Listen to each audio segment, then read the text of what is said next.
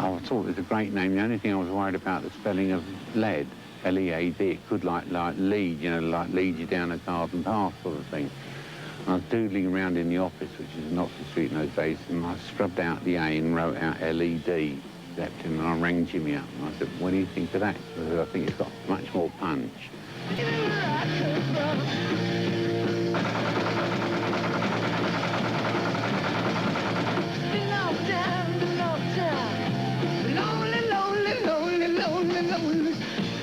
After all, as a manager, you can create the right environment, right? You get the right building, you get the right stage.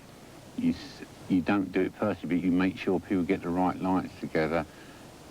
You get everything. You get the right ticket price. You get everything that's possibly right.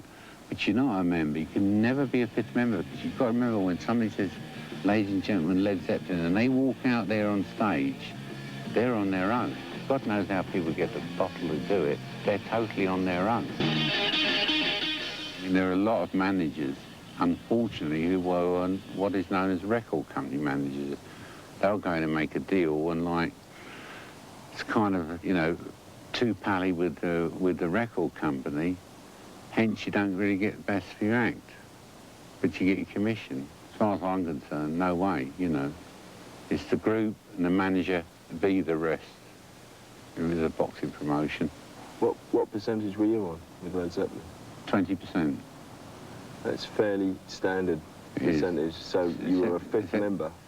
20%, and I paid all my own expenses. I paid my tour manager, paid all my expenses. We all paid our own individual expenses.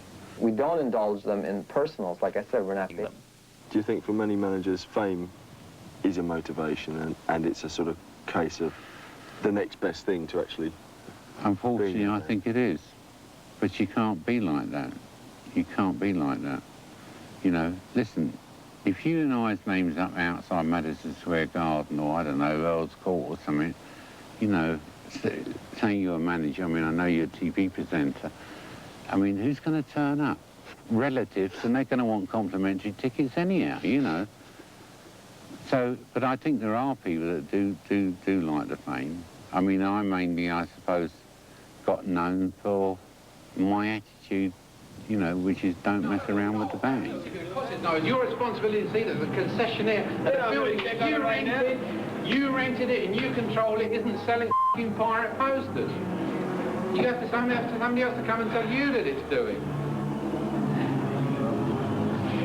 Doesn't matter, as long as there's an extra nickel to be drained by exploiting Led Zeppelin, it's great. Whilst Peter Grant's behaviour may seem extreme, nearly 15 years later, the more sophisticated approach prevails. Representatives of Michael Jackson's official merchandising arm flex their legal muscle for Italian black market traders in summer '88. Art. And the art of management, what it is to me, is getting the art and the commerce to come together. You're going to tell me that you let... I bet it wouldn't happen in Europe. I don't know how the England. guy got in the building. This isn't Europe or England. No, I can see that, because it's so inefficient. Peter Grant, particularly, in his day, he sort of stood the business on its head, because, as I said, in those days it was very much that the musician was a sort of an employee for hire. They were very much like, here's 50 quid, go make a record. And then, if the record's success, then you work live. That's where you make your money. One sentence that sums up how to be a good manager. This is the killer sort of typical TV question. Have great belief in your artist. Believe. Don't do it because you think, you know what, it's 20% of that. Believe in within their selves, and as musicians, and to be able to produce music. Belief. Belief. I know who this